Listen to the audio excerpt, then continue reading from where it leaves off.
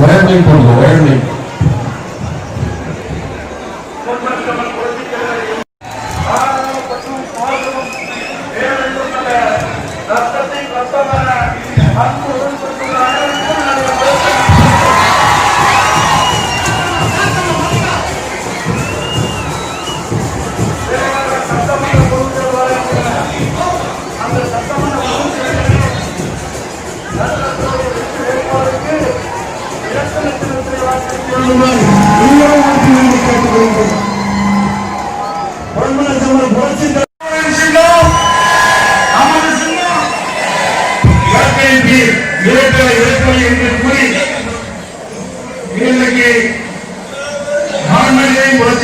அம்மா மரணத்துக்கு பிறகு நடைபெறுகின்ற முதல் சட்டமன்ற பொதுத் தேர்தல் நல்லாததை கோரி நான் ஒரு முன் வந்து நிற்கின்றேன்.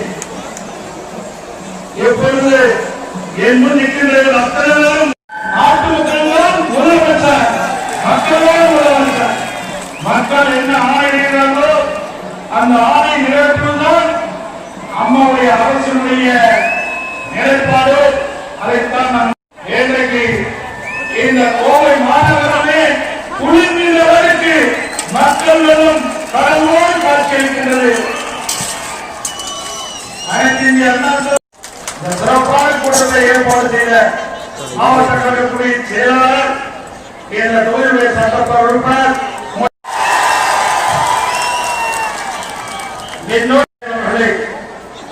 மற்றும்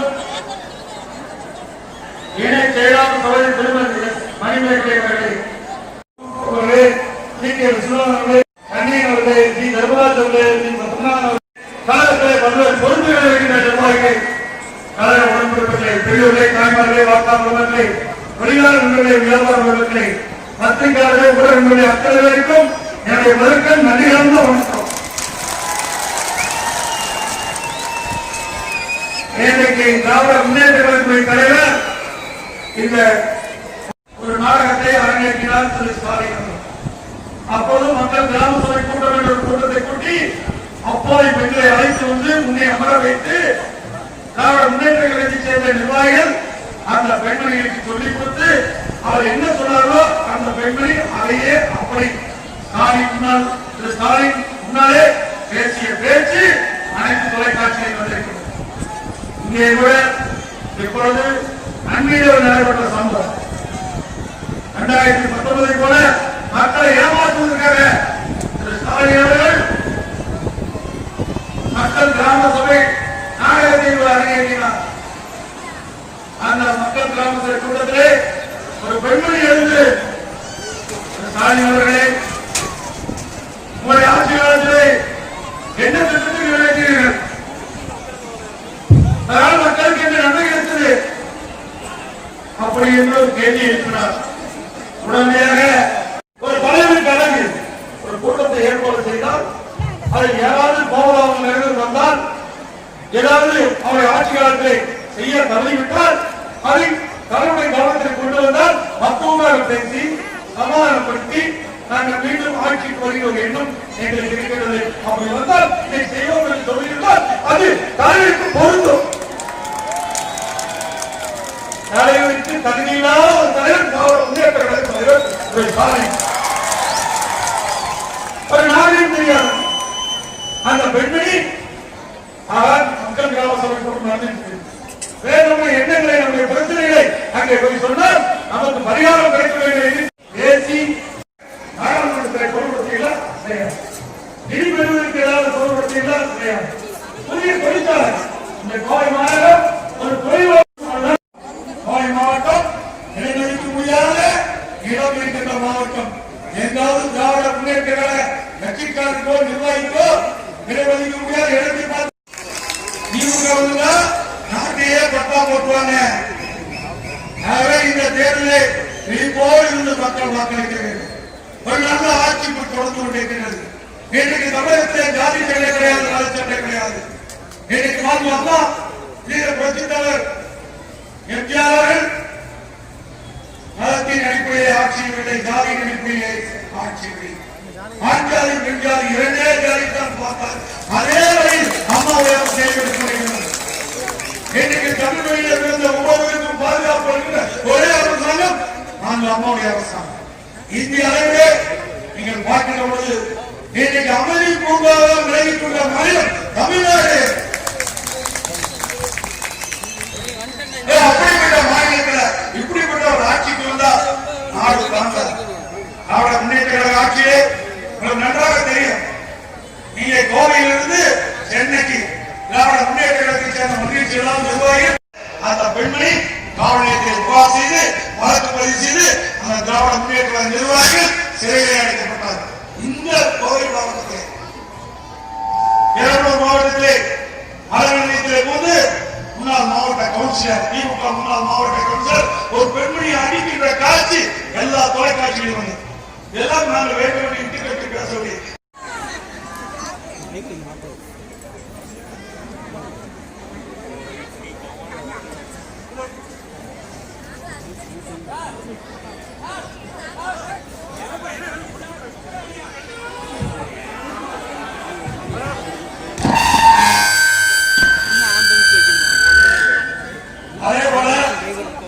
சென்னை மாநகரத்திலே ஒரு ஹோட்டல் கடையில வந்து திராவிட முன்னேற்ற கழக நிர்வாகிகள் நல்ல மூக்கு பிடிக்க புரோட்டாஸ் பிரியாணி சாப்பிடுறாரு. சாப்பிடுறது நல்லா சாப்பிடுவது உடனே அடுத்த நாள் திமுக தலைவர் திரு ஸ்டாலின் அந்த ஹோட்டல் கடைக்கு சென்று கட்ட பஞ்சாயத்து பண்றார். ஒரு கட்சி தலைவர் உண்மையாக நடக்க வேண்டும் என்றால் சட்டத்திற்கு புறமாக செயல்பட்ட நபர் மீது உரிய நடவடிக்கை இப்படி அடாவடியில் ஈடுபடுறான்னு சொன்னா ஆட்சி அதிகாரம் கையில இருந்தால் என்ன நடக்கும் என்பதை நீங்கள் சிந்தித்து பார்க்கிறீர்கள். நாடு இன்றைக்கு அமைதியாக இருக்கிறது. நிம்மதியாக வியாபாரிகள் வியாபாரம் செய்து கொண்டிருக்கிறார்கள். மக்கள் நிம்மதியாக. அதே போல இன்றைக்கு இஸ்லாமிய பெருமக்களுக்கு நம்முடைய அரசு பல்வேறு நன்மைகளை செய்திருக்கிறது. இன்றைக்கு புனித ரமலான் நோன்பு வழங்கிய அரசு நம்முடைய அரசு. மாவட்ட காட்சிகளுக்கு 20,000 ரூபாய் மதிப்புதவி வழங்கிய அரசு நம்முடைய அரசு. மக்களுக்கு மாதாந்திர ஓய்வூதியம் 1,500 ரூபாயிலிருந்து 3,000 ரூபாய் உயர்த்தி வழங்கிய அரசு நம்முடைய அரசு. காட்சிக்குரிய பயணம் மேற்கொள்ள மத்திய அரசு ஒடுக்கப்பட்டு வந்த நிதியை ரத்து செய்தது மாண்பு அம்மாவுடைய அரசு. என் தலைமையில் அமைக்கப்பட்டுள்ள அம்மாவுடைய அரசு தொடர்ந்து வழங்கிக் கொண்டிருக்கிறது. இப்பொழுது கோரிக்கை வைத்திருக்கின்றார்கள் இந்த இஸ்லாமிய சகோதரர்கள், எங்களுடைய கடக இஸ்லாமிய பொறுப்பாளர்கள் அரசியல் கோரிக்கை வைத்திருக்கின்றார்கள். அதே இன்னைக்கு கட்டணம் உயர்ந்துவிட்டது, மாத கட்டணம் உயர்ந்துவிட்டது, பயண செலவு கூடிவிட்டது. ஆகவே இன்றைக்கு காட்சிக்குரிய பயணம் மேற்கொள்ள வழங்கப்பட்ட அந்த நிதியை உயர்த்தி வழங்க வேண்டும் என்று கோரிக்கை வைத்திருக்கிறார்கள். அவருடைய கோரிக்கையை ஏற்று இனி வருகின்ற காலத்தில் 10 கோடி ரூபாய் இனி காட்சிக்குரிய பயணம் மேற்கொள்வதற்கு அரசு வழங்கும். அதேபோல நாகூர் தர்கால அந்த குளம் இருக்கின்றது.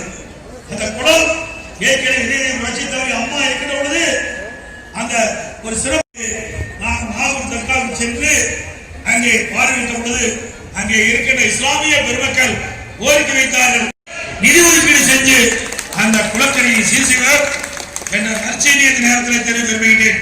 அதுவே ஜாதி கிடையாது, மதம் கிடையாது, எங்களுக்கு இருப்பதெல்லாம் ஆண் ஜாதி பெண் ஜாதி. ஆகவே இந்த தமிழ் மண்ணிலே பிறந்த ஒவ்வொருவருக்கும் என்னுடைய அரசு பாதுகாப்பு கொடுக்கும். இன்னைக்கு பொன்மனச்செம்மல் புரட்சித் தலைவர் எம்ஜிஆர், இதயம் புரட்சித் தலைவர் அம்மா மறைவுக்கு பிறகு நான் முதலமைச்சராக பொறுப்பேற்று அம்மாவுடைய அரசை நாங்கள் வழிநடத்தி சென்றிருக்கிறோம். கிட்டத்தட்ட அனைத்து இந்திய அண்ணா திராவிட முன்னேற்ற கழகம் 30 ஆண்டு காலம் இந்த மண்ணிலே ஆட்சி செய்திருக்கின்றது. 30 ஆண்டு காலத்திலே சிறுபான்மை மக்கள் அன்போடு நேரத்தில் கேட்டுக்கிறேன். எனக்கு இருக்கின்ற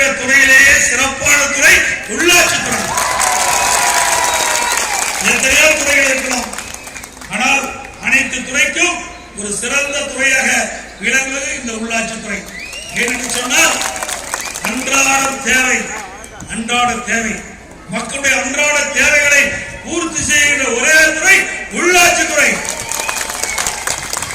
குடிநீர் மக்களுக்கு கொடுக்க வேண்டும், சுகாதார வசதி செய்து கொடுக்க வேண்டும். பொறுப்பில் இருக்கின்ற அமைச்சர் உங்களுடைய உள்ளாட்சித்துறை அமைச்சர். இந்த தொகுதிக்கு மட்டுமல்ல, இந்த மாவட்டத்துக்கு மட்டுமல்ல, தமிழகம் முழுவதும் சிறப்பாக செயல்பட்டு 100க்கும் மேற்பட்ட தேசிய விருதுகளை பெற்ற ஒரே அமைச்சர் உள்ளாட்சித்துறை அமைச்சர் ஸ்டாலின். உள்ளாட்சித்துறை அமைச்சராக இருந்தார். என்ன செஞ்சார்?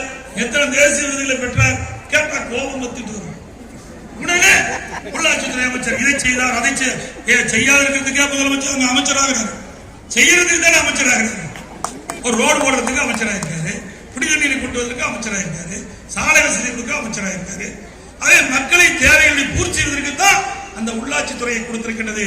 நான் நிதி புரட்சி தலைவி அம்மாள் திறமையான அமைச்சரை தேர்ந்தெடுத்து இந்த பதவிக்கு அமர்த்திய காரணத்தாலே இன்றைக்கு இந்திய அளவிலே பல்வேறு மாநிலம் இருந்தாலும் அந்த மாநில அளவிலே உள்ளாட்சித்துறையிலே 100க்கும் மேற்பட்ட தேசிய விருதுகளை வாங்கி தமிழ்நாடு அரசுக்கு பெருமை சேர்த்தவர் அறிவிச்சவர் வேலுமணி அவர்கள். சாதாரணமாக நினைச்சுக்காதீங்க. தேசிய அளவிலே விருதுகளை பெறுவது என்றால் உழைக்க வேண்டும், சிறப்பாக செயல்பட வேண்டும். மற்ற மாநிலத்தோடு போட்டி போட்டு நம்முடைய மாநிலம் அதை விட சிறப்பாக செயல்பட்டு என்று சான்று கிடைக்க வேண்டும். அப்படி கிடைச்சால்தான் தேசிய விருது பெற முடியும். அந்த தேசிய விருதை தமிழகத்துக்கு பெற்றுத்தந்து தமிழ்நாட்டு மக்களுக்கு மட்டுமல்ல நமக்கெல்லாம் பெருமை சேர்த்தவர் இந்த தொகுதியுடைய சட்டப்பேரவை உறுப்பினர் உங்களுடைய உள்ளாட்சித்துறை. இதை கூட நாளைக்கு பேசுவார். முதலமைச்சர் போனாரு, பெருமையா உள்ளாட்சித்துறை அமைச்சர் பேசுவார். எங்கெங்கெல்லாம் உழைப்பு இருக்கின்றதோ, எங்கெங்கெல்லாம் இந்த நாட்டு மக்களுக்கு நன்மை செய்தார்களோ, தமிழகத்துக்கு பெருமை சேர்த்த தகுதியானவர் அறிவிச்சார் வேலுமணி அவர்கள். அப்படி சாதனை மேல் சாதனை படுத்திக் கொண்டிருக்கின்ற நம்முடைய உள்ளாட்சித்துறை அமைச்சர் இந்த மாவட்டத்தை சேர்ந்தவர். இந்த மாவட்டத்திற்கு தேவையான அடிப்படை வசதிகள் முழுவதும் அவர் செய்து கொடுத்திருக்கின்றார். அடிப்படை தேவை, அந்த தேவையை இந்த மாவட்டத்தில் நிறைவேற்றிக் கொண்டிருக்கின்றார். அவர் இருக்கின்ற காலத்திலே இன்னைக்கு பல்வேறு சாலைகள் இன்னைக்கு சீரமைக்கப்பட்டிருக்கின்றன. பாதாளச்சாலை திட்டம் கொண்டு வந்து கல்வியையும் வெளியேற்றுவதற்கு திட்டமிட்டு செயல்படுத்தப்பட்டு வருகிறது. உயர்மட்ட பாலங்கள், சாலை சந்திப்புகளை கட்டப்படுகின்றன. மருத்துவமனை சீரமைக்கப்படுகின்றது. அதோட குடிநீர் வசதி நாள்தோறும் பாதுகாக்கப்பட்ட குடிநீர் வழங்குவதற்கு புதிய திட்டத்தை வகுத்துக் கொடுத்தவர் மரியாதைக்குரிய அமைச்சர் உள்ளாட்சித்துறை அமைச்சர் வேலுமணி அவர்கள். இப்படி பல நல்ல திட்டங்களை இந்த கோவை மாவட்ட மக்களுக்கும் கோவை மாநகர மக்களுக்கும் செய்து ஒரு சிறப்பான திட்டத்தை நிறைவேற்றுகின்ற அமைச்சர் என்ற பெயர் பெற்றவர் இந்த தொகுதி சட்டப்பேரவை உறுப்பினர் உள்ளாட்சித்துறை அமைச்சர். தை பிறந்தால் வழி பிறக்கும் என்று முன்னோர்கள் சொன்னார். அந்த வழியிலே எல்லா இல்லங்களிலும் தைப்பொங்கல் பொங்க வேண்டும் என்பதற்காக அம்மாவுடைய அரசு எல்லா அரிசி குடும்பத்தினருக்கும் 2500 ரூபாய் வழங்கி எல்லா இல்லங்களிலும் தைப்பொங்கல் சிறப்பாக கொண்டாடினார். அந்த திட்டத்தை கூட எதிர்த்து இந்த அரிசி குடும்பத்தினருக்கு 2500 ரூபாய் வழங்குவதை எதிர்த்து நீதிமன்றத்திற்கு சென்று தடையாணை வாங்க வேண்டும் என்று உத்தரவு போட்டவர் திமுக தலைவர் ஸ்டாலின். அவர் கட்சிக்காரர் உத்தரவு போட்டு அவர் கட்சி சேர்ந்த வழக்கறிஞர் நீதிமன்றத்துக்கு போய் வாழலாம். 2500 ரூபாய் கொடுப்பது தேர்தலை நோக்கி கொடுப்பதாக சொல்கிறார். வாழ்வாதாரம் கொரோனா தொற்று ஏற்பட்டு வாழ்வாதாரம் இழந்து இருக்கின்ற இந்த சூழ்நிலையில் தமிழன் தைப்பொங்கலை கொண்டாட வேண்டும், இல்லங்களிலே மகிழ்ச்சியோடு கொண்டாட வேண்டும். அதற்காக அம்மாவுடைய அரசு 2500 ரூபாய் அரிசி கொடுப்பட்டதாக வழங்குவதில் என்ன தவறு? அதை கூட தடுத்து நிறுத்துகின்ற தலைவர் திராவிட முன்னேற்ற கழக தலைவர் சிந்தித்து பார்க்க வேண்டும். மக்களை நாங்கள் சிந்திக்கிறோம். மக்களுக்கு சோதனை வருகின்ற பொழுது நேசக்கரம் நீட்டி அவனை தூக்கிவிட்டு பொருளாதாரத்திலிருந்து மீட்பதற்கு எங்களுடைய அரசு நடவடிக்கை எடுக்கப்பட்டு வருகிறது. அதுக்கு தடையாக இருப்பது திராவிட முன்னேற்ற கழக தலைவர். ஆகவே எந்த ஆட்சி வந்தால் மக்களுக்கு நன்மை கிடைக்கும் என்று சிந்தித்து பாருங்கள். என்னுடைய ஆட்சியை பொறுத்த வரைக்கும் மக்களுக்கு என்ன தேவை? குடிநீர் வசதி செய்து கொடுத்திருக்கிறோம், நல்ல சாலை வசதி செய்து கொடுத்திருக்கிறோம், நல்ல மருத்துவ வசதி செய்து கொடுத்திருக்கிறோம். கல்வியிலே சிறந்த மாநிலம் தமிழ்நாடு. உயர்கல்வி படிப்பதிலே இந்தியாவிலேயே முதலிடம் தமிழ்நாடு. இன்னைக்கு மின்சாரம் தடையெல்லாம் மின்சாரத்தை கொடுத்துக் கொண்டிருக்கிறோம். நம்முடைய முன்னேற்ற கழகத்திலே எப்பொழுது மின்சாரம் வரும், எப்பொழுது தடைபடும் என்ற நிலை மாறி இன்றைக்கு மின்மிகை மாநிலமாக உருவாக்கி தந்த அரசு நம்முடைய அரசு. இப்படி மின்மிகை மாநிலமாக உருவாக்கப்பட்ட காரணத்தினாலே இன்னைக்கு தொழில் வளமிக்க இந்த கோயம்புத்தூர் மாவட்டத்திற்கு இன்றைக்கு முழுமையான மின்சாரத்தை வழங்கி மேலும் தொழில்வளத்தை பெருக்கிய அரசு அம்மாவுடைய அரசு என்பதை நேரத்தில் சுட்டிக்காட்டி வருகின்ற சட்டமன்ற தேர்தலில் அம்மாவுடைய அரசு மீண்டும் அமைய வாக்களிப்பில் இரட்டலை என்று சொல்லி இன்னொன்றும் சொல்லுகிறார். இந்திய வரலாற்றிலேயே தமிழக வரலாற்றிலேயே ஒரு மாநில அரசு ஊழலுக்காக கலைக்கப்பட்டது என்று சொன்னால் திராவிட முன்னேற்ற கழக அரசு தான் ஊழலுக்காக கலைக்கப்பட்ட அரசாங்கம். சீல் முத்திரை ஐஎஸ்ஐ முத்திரைன்னு சொல்லுவீங்கள, அப்படி ஐஎஸ் முத்திரையை மத்திய அரசு குத்தி டிஸ்மிஸ் செய்யப்பட்டது திராவிட முன்னேற்ற கழக ஆட்சி. எங்களை பேசுவதற்கு எந்த தகுதியும் இல்லை. நீங்கள் 3 வருஷத்துக்கு பிறகு டெண்டர் விட இருக்கிறாங்க, நிதி ஒதுக்கீடு செய்யல, வேலை செய்யல, டெண்டர் விடல. அந்த சாலையும் 450 பொய்யான அறிக்கை என்பதை நீங்கள் எண்ணி பார்க்க வேண்டும். அதை படிச்சு பார்க்காதீங்க. யாரோ எழுதி கொடுத்து வச்சுக்கிட்டு இந்த ஆட்சி மீது களவு நம்பிக்கை வேணும் குற்றம் சுமத்துவதற்காக வேறு ஆளுநரை பார்த்து கொடுத்திருக்கிறார். ஆகவே இன்னைக்கு ஒரு பாறை சோற்றுக்கு ஒரு சோறு பதம் என்பதை போல கொடுக்கப்பட்ட அந்த பொய்யான அறிக்கையில எதுவுமே உண்மை இல்லை. அது மட்டுமல்ல, இதையெல்லாம் எதற்காக சொல்லிட்டு சொன்னால் திராவிட முன்னேற்ற கழகம் ஆட்சியில் இருந்தபோது இதை புரட்சி தலைவர் அம்மா அவர்கள் முதலமைச்சர் இருந்த காலகட்டத்தில் 13 திமுக முன்னாள் அமைச்சர் மீது வழக்கு போட்டு நீதிமன்றத்திலே வழக்கு நடைபெற்றுக் கொண்டிருக்கிறது. அண்மையிலே சென்னை உயர்நீதிமன்றம் போட்ட திராவிட முன்னேற்ற கழக முன்னாள் அமைச்சர் மீது வழக்கு போட்டதெல்லாம் நீதிமன்றத்திலே நடைபெற இருக்கின்றது. அதை மறைப்பதற்காக அனைத்து இந்திய அண்ணா திராவிட முன்னேற்ற கழக அரசு மீது பல்வேறு துறையைச் சேர்ந்த அமைச்சர் மீது ஒரு பொய்யான அறிக்கை தயார் செய்து எங்கள் மீது அவதூறான செய்தியை பரப்பி வருகிறார் ஸ்டாலின் அவர்கள் என்பதை மக்களிடத்தை நினைவூட்ட கடமைப்பட்டிருக்கின்றேன். எங்களை பொறுத்தவரை எல்லா பொதுக்கூட்டத்திலும் சொல்கிறோம், மடியிலே கனமில்லை, வழியிலே பயமில்லை. நான் தெளிவாக சொல்கின்றேன். நீங்கள் உணவு குற்றச்சாட்டு சொல்கிறீர்கள், வாருங்கள், நேரடியாக விவாதத்துக்கு வாருங்கள். எந்த இடத்துக்கு அழைத்தாலும் நான் வர இருக்கின்றேன். துண்டு சீட்டு இல்லாம யாராவது எழுதி கொடுத்துட்டு வந்து படிக்கின்றார். எழுதி கொடுக்கறதுல என்னன்னே தெரியாத ஒரு எதிர்கட்சி தலைவர், திராவிட முன்னேற்ற கழக தலைவர், அவருக்கு ஒண்ணுமே தெரியாது. உண்மை சொல்லுங்க, நீ கோவை மாநகரத்துல ஒரு சீட்டு வேண்டாம், நான் என்னென்ன திட்டம் நான் சொல்றேன், நீ சொல்லு பார்க்கலாம். உங்க ஆட்சியில் செய்த சாதனையாக சொல்லு பார்க்கலாம். முடியாது. அதை வேண்டுமென்றே திட்டமிட்டு யாரோ எழுதி கொடுக்கிறதை வைத்து அரசு மீது அவதூறு செய்தி, பொய்யான செய்தி வெளியிடுவதை நிறுத்திக் கொண்டு உண்மை செய்தி சொல்லுங்கள். அப்பொழுதாவது எதிர்கட்சி வரிசையிலாவது அமர முடியும் என்பதை நேரத்தில் தெரிவித்து ஸ்டாலின் அவர்கள் இன்னும் சொல்லுகிறார். 234 தொகுதியில் வெற்றி பெறும் சொன்னார். நேற்றைய தினம் 200 தொகுதிக்கு வந்துட்டார். 234 இருந்து 34 தொகுதியை காணும். அடுத்த கூட்டத்தில் எத்தனை தொகுதி குறையா தெரியல. கடைசி கூட்டத்தில் ஒண்ணுமே இருக்காது. அவர் சொல்லிட்டு வரதான் நான் சொல்றேன். இந்த 10 நாளைக்கு முந்தி நீங்க பத்திரிகையில பாத்தீங்கன்னா, ஊடகத்தில் பாத்தீங்கன்னா 234 தொகுதியிலும் திராவிட முன்னேற்ற கழகம் வெற்றி பெறும் என்று திராவிட முன்னேற்ற கழக தலைவர் தெரிவித்தார்.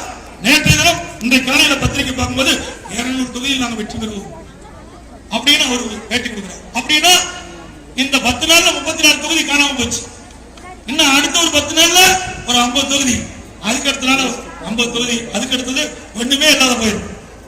அனைத்து இந்திய அண்ணா திராவிட முன்னேற்ற கழகம் வெற்றி பெறுவதற்கு இன்றைக்கு வாக்களிக்க மக்கள் தயாராகிவிட்டார்கள். ஆனால் இங்கே கடல் போல் மக்கள் வெள்ளம் காட்சி அளித்துக் கொண்டிருக்கிறது. மக்கள் முகத்திலே முகமலர்ச்சி பார்க்கின்றோம். நான் தேர்தல் சுற்றுப்பயணத்தை மேற்கொண்டு வருகின்ற பொழுது, கிராமப்புறத்தில் செல்கின்ற பொழுது, வயல் வேலை செய்து கொண்டிருக்கின்ற அத்தனை பேரும் இரட்டை விலையை காட்டி ஓடோடி சாலை பக்கம் ஓடி வருகிறார். அனைத்து இந்திய அண்ணா திராவிட முன்னேற்ற கழகத்துடைய வாகனம், பிரச்சார வாகனம் செல்லும் என்று சொன்னால் அந்த எழுச்சி மக்களிடத்திலே காண முடிகிறது. அந்த எழுச்சியை அவருடைய இரட்டை விலையிலே காண முடிகிறது. ஆகவே வெற்றி நிச்சயம் உண்டு. மக்களுடைய ஆட்சி இது தொடரும். இது மக்கள் ஆட்சி. மக்கள் தான் முதலமைச்சராக இருக்கின்றார்கள். அவர் என்ன எத்தனை பொருளோ அதை செய்கின்ற நிலையிலே நான் இருக்கின்றேன். உங்கள் குடும்பத்தில் ஒருவனாக இருக்கின்றேன்.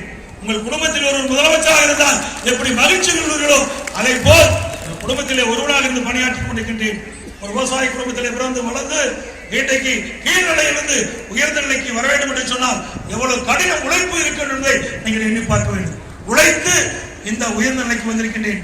ஸ்டாலின் அப்படி அல்ல. அவர் 1989 அவரும் சட்டமன்ற உறுப்பினர், நானும் சேவல் நிலையத்திலே வெற்றி பெற்று சட்டமன்ற உறுப்பினராக நான் உள்ளே நுழைந்தேன். நான் வந்தது கிளைக்கழக செயலாளர். என்னுடைய சித்தூர் சுலுவம்பாளையத்திலே கிளைக்கழகத்துடைய செயலாளராக என்னுடைய கட்சி திருப்பணியை துவக்கினேன். ஒன்றிய பொறுப்பு, மாவட்ட பொறுப்பு, மாநில பொறுப்பு, நாடாளுமன்ற சட்டமன்ற உறுப்பினர், நாடாளுமன்ற உறுப்பினர், அமைச்சர், தலைமை கழக நிர்வாகி, பிறகுதான் முதலமைச்சராக வந்திருக்கின்றேன். ஸ்டாலின் அப்படியே வந்தார். ஐயா அப்பா முதலமைச்சர், ஐயா அப்பா திமுக கட்சி தலைவர், அதனால இங்கதான் சீட்டு கொடுத்தாங்க. அவருடைய அப்பாவுடைய செல்வாக்களை அவர் ஜெயிச்சு வந்தார். ஒரு சாதாரண கிளை செயலாளர் இன்றைக்கு கட்சியுடைய பொறுப்பாளராக வந்து முதலமைச்சராக வேண்டும் என்றால் எந்த அளவுக்கு உழைக்க முடியும் என்பதை இங்கே இருக்கிறவர்களுக்கு தெரியும். ஸ்டாலினுக்கு உலக பற்றி தெரியாது. அவர் வந்த வழி வேறு, நாங்கள் வந்த வழி. வாக்களிப்பு இரட்டலை இரட்டலை இரட்டலை என்று சொல்லி இது உங்களுடைய அரசு, மக்களுடைய அரசு, மக்கள் என்னுடைய பிரதிபலிக்கின்ற அரசு, அம்மாவுடைய அரசு. மக்கள் தான் முதலமைச்சர், நான் முதலமைச்சர் பணியைத்தான் மேற்கொள்வேன் என்று சொல்லி வருகின்ற சட்டமன்ற பொதுத் தேர்தலிலே உங்களுடைய மகத்தான ஆதரவை கழகத்திற்கு தர வேண்டும் என்று சொல்லி சிறப்பான ஏற்பாடு செய்த நண்பர்களுக்கு நன்றி தெரிவித்து விடுகிறேன். அதே போல 27ஆம் தேதி 27/1/2021 அன்று காலை புதன்கிழமை காலை 11 மணி 27/1/2021 புதன்கிழமை காலை 11 நிகழ்ச்சி நடைபெறுகின்றன. 27/1/2021 இங்கே வருகின்ற பொதுமக்கள், பெரியவர்கள், தாய்மார்கள், கழக நிர்வாகிகள், தொண்டர்கள் அனைவரும் பெருந்திரளாக வந்து அம்மாவுடைய ஆலய திறப்பு விழா நிகழ்ச்சியை கலந்து கொள்ள வேண்டுமாய் இருக்கிற கூப்பி வேண்டி கேட்டு திராவிட முன்னேற்ற கழகம் மற்றும் பல்வேறு கட்சியில் இருந்து விலகி சுமார் 300 பேர் கழகத்திலே தங்களை இணைத்துக் கொண்டிருக்கிறார்கள். அந்த நண்பர்கள் அனைவருக்கும் என்னுடைய வாழ்த்துக்கள் என்று சொல்லி விடைபெறுகின்றேன். நன்றி, வணக்கம்.